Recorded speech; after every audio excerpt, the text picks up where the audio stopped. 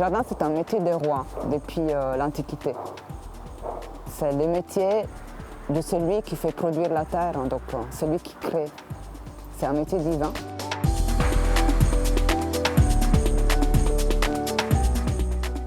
Alors ici, nous sommes au potager de roi sur la terrasse La Quintini.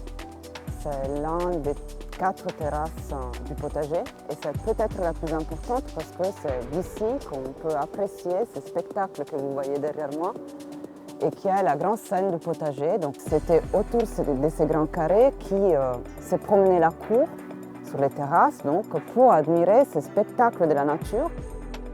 Un jardin potager, c'est aussi une mise en scène d'une nature parfaite. C'est un jardin qui va exprimer la beauté de la nature dans son côté nourricier, qui jusque-là était utile, mais qui devient non seulement utile, mais aussi agréable, donc esthétique. On vient se promener dans ces jardins comme on se promène dans les jardins du château, vraiment pour observer la beauté de la nature. La forme la plus parfaite de la nature au XVIIe siècle, elle s'exprime au sein du domaine royal, parce que le pouvoir divin par excellence, celui du roi, est celui de la création. Mais l'intention, comme dans les jardins de Versailles, est une intention politique. Les jardins, comme les châteaux, est l'image de la France.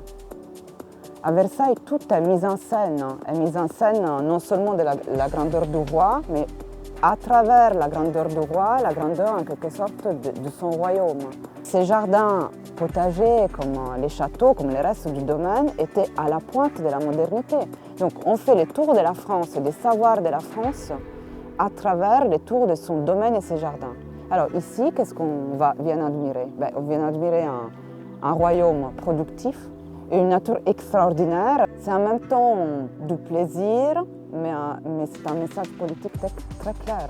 Avoir un jardin qui produit des dizaines de variétés d'un même fruit, qui arrive à produire des fruits contre-saison, montre aux ambassadeurs et aux invités que le pouvoir du roi est infini.